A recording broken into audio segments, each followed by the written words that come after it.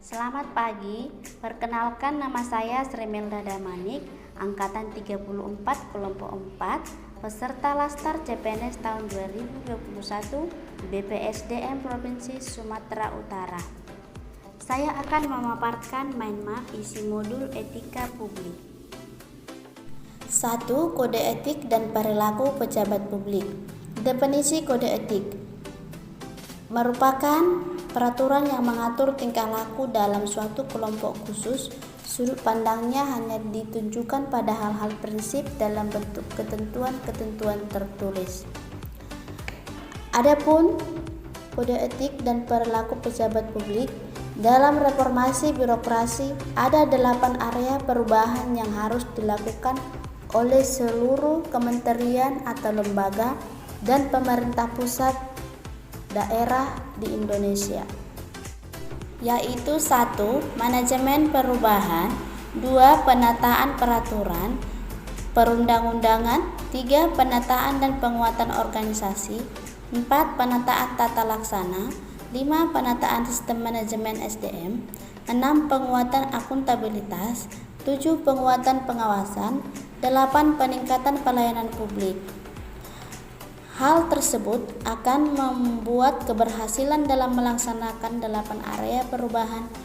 Diharapkan dapat mewujudkan birokrasi yang bersih dari KKN, pelayanan publik yang berkualitas, serta meningkatnya kapasitas dan akuntabilitas kerja. 2. Bentuk-bentuk dan kode etik dan implikasinya. Adapun bentuk yang pertama, kewaspadaan profesional. Implikasinya, menaati kaidah-kaidah teknis dan peraturan-peraturan yang terkait dengan kedudukannya sebagai orang pembuat keputusan. Yang kedua, kewaspadaan spiritual. Implikasinya menerapkan nilai-nilai kearifan, kejujuran, keuletan, sikap sederhana dan hemat, tanggung jawab, serta akhlak dan perilaku yang baik.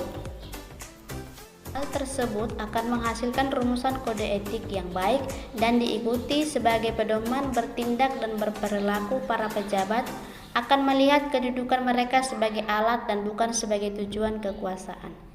3. Aktualisasi etika ASN. Adapun penerapan kode etik aparatur sipil negara berdasarkan Undang-Undang ASN, kode etik dan kode perilaku ASN yakni sebagai berikut: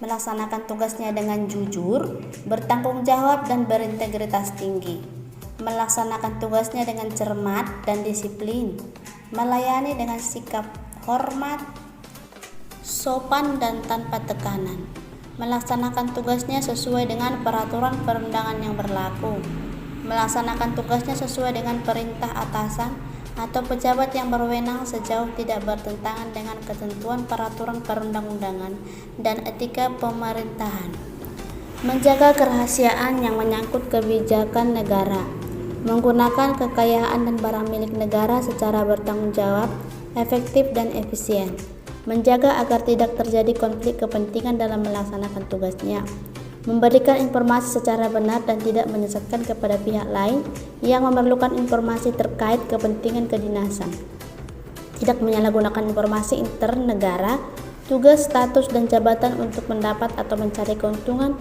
untuk diri sendiri maupun orang lain, memegang teguh nilai ASN, dan melaksanakan ketentuan peraturan perundang-undangan mengenai disiplin pegawai ASN.